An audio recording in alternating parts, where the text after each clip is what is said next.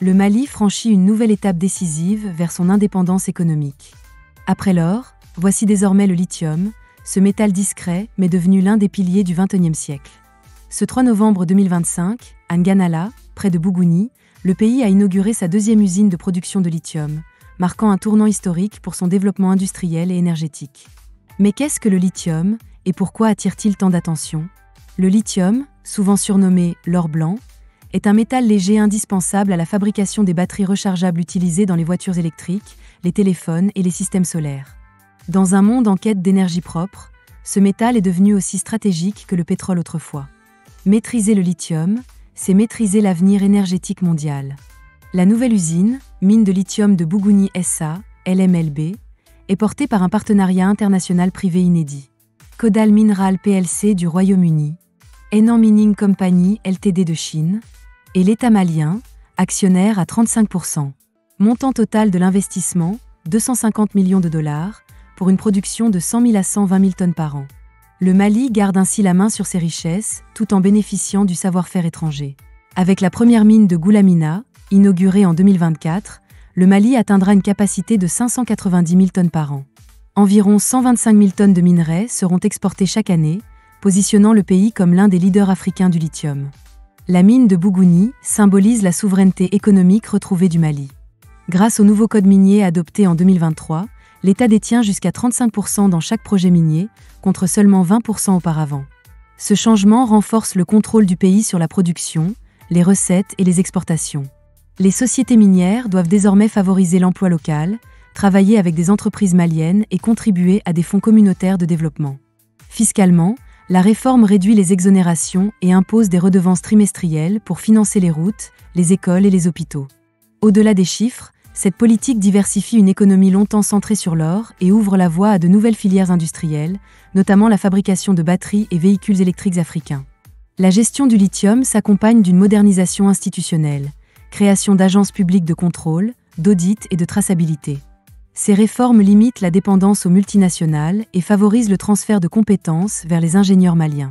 Cette stratégie s'inscrit dans une vision continentale, une Afrique qui extrait, transforme et valorise elle-même ses ressources. Le Mali n'exporte plus seulement son sol, il exporte désormais sa vision, sa maîtrise et son ambition.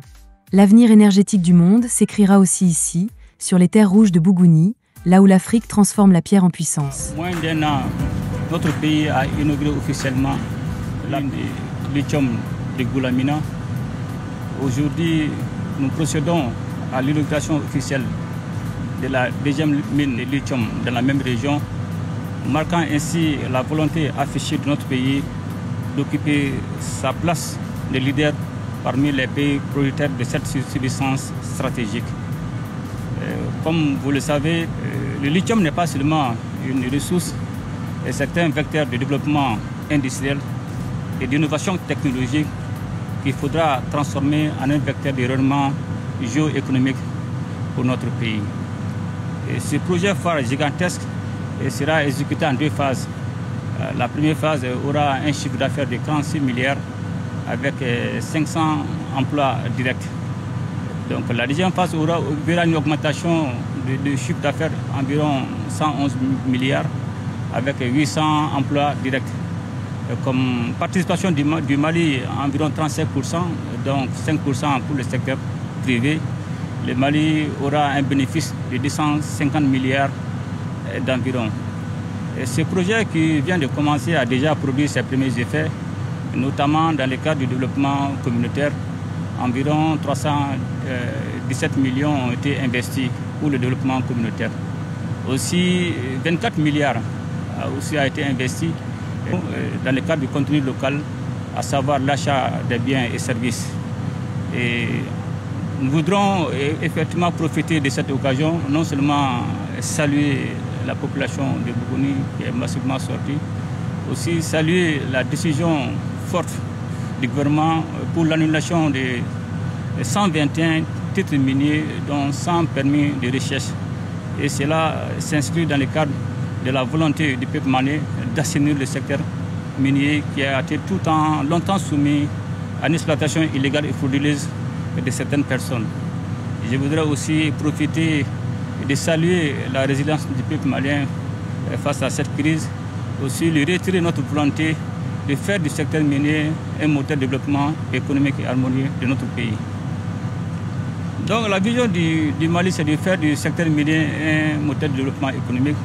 Quand vous parlez de développement, non seulement il y a tout ce qui est dividende en termes de taxes, en termes d'impôts, mais aussi la part de l'État du Mali. Mais cela aussi, c'est de veiller à ce que le peuple malien puisse profiter de ces différents projets, notamment l'emploi des jeunes. Déjà, il y a la loi sur le contenu local qui est désormais une obligation pour tout partenaire de veiller aux intérêts du peuple malien, non seulement en termes d'employabilité, mais aussi en termes de partenariat avec les sociétés privées maliennes.